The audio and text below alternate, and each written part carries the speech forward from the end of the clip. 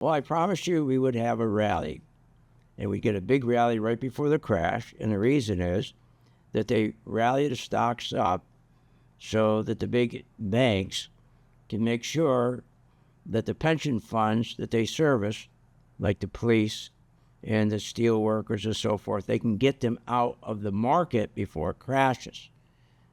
So the rally is occurring, but it's not going to last. Now people are asking me, well, okay, we got the rally, but how long will it keep going up before it crashes? Well, here's the answer. Take a look at the chart. All you have to do to get that information is look at IWM. Now, remember, I showed you IWM in the past. IWM is a very, very bad pattern, showing that the small mid-cap stocks are very negative. This is called a reverse flag pattern, very bad pattern, as opposed to the S&P that had what they call a triangle pattern. But all you got to do is this. Keep watching IWM. If IWM keeps going up and the 10-year Treasury yield keeps coming down, then that's telling you they haven't got their customers out yet.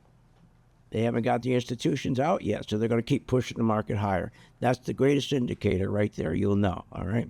But also remember the other day when they came out and said how the with the CPI and the PPI and it's really they're doing fantastic. Inflation is finished, and we're not going to raise rates anymore. And they're even saying they're going to go back to zero rates and QE. It's all a lie. And I'm going to explain why we're getting prepared for the biggest crash ever.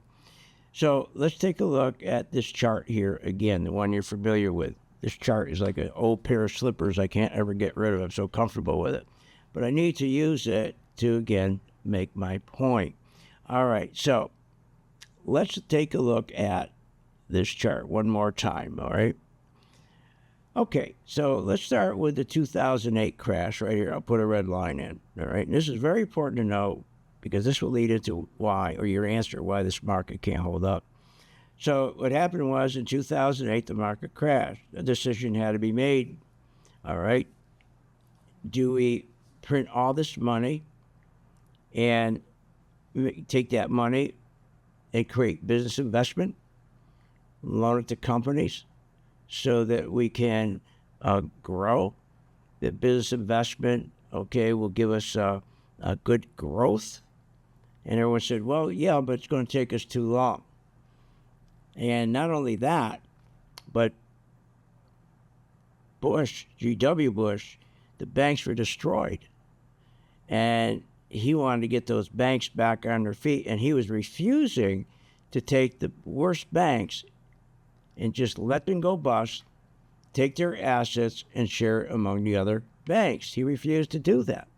So he made a decision, and Obama, because you remember Obama was coming to office 2009, that instead of growing an economy, which you should, okay, by business investment, because business investment, new machinery and equipment, and you grow business, that, remember, you have very little inflation. What they want to do by printing all this money and save the banks and prop the market up is all inflationary.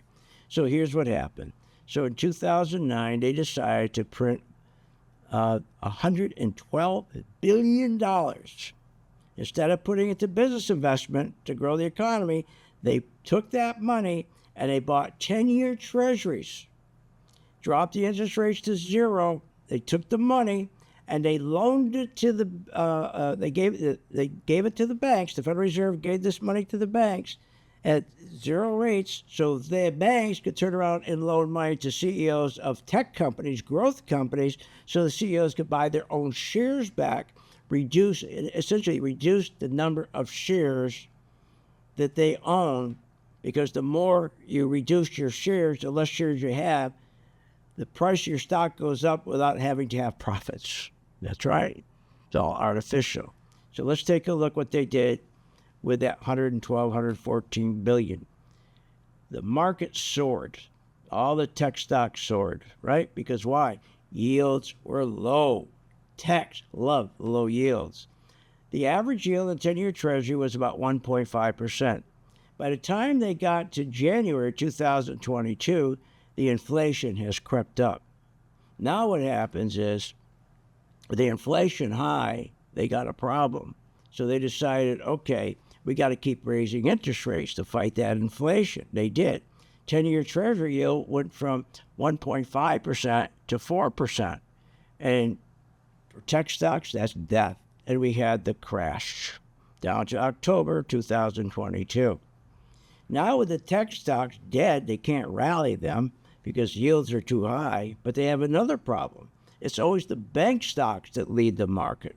Remember, when we had that big rally back here, they were rallying at what was rallying was tech stocks. You always have to have bank stocks leading. But we didn't have the bank stocks leading back there from 2008 to 2009 because they were insolvent. So that's why they rated to push up the tech stocks, but you had to keep yields low, and no longer could they keep those yields low because of inflation and the crash. So now they're stuck. They can't use techs to rally the market, and they can't use banks to rally the market. So they came up with an idea. Let's print a pool of about $15 to $20 billion, or trillion dollars rather, $1 billion. And what they would do is take and have the 5 biggest banks buy nothing but Microsoft and Apple. And it didn't matter that if yields were at 4%. If you got these 4 biggest banks buying these same 2 stocks, and you had this huge rally. But the problem was the yields were still at 4%. So it wasn't going to hold. They had a party, but the party wasn't going to hold. But on the way up, remember, the banks started to collapse again. The banks collapsed again in March of 2023. So what did they do? Instead of letting the banks collapse, they printed again. Get this. Another $140 billion, another $54 billion, another $225 billion, and then not only that, but then we had Citigroup and J.P. Morgan get together. They gave $30 billion to hold up First Republic Bank, and that wasn't enough.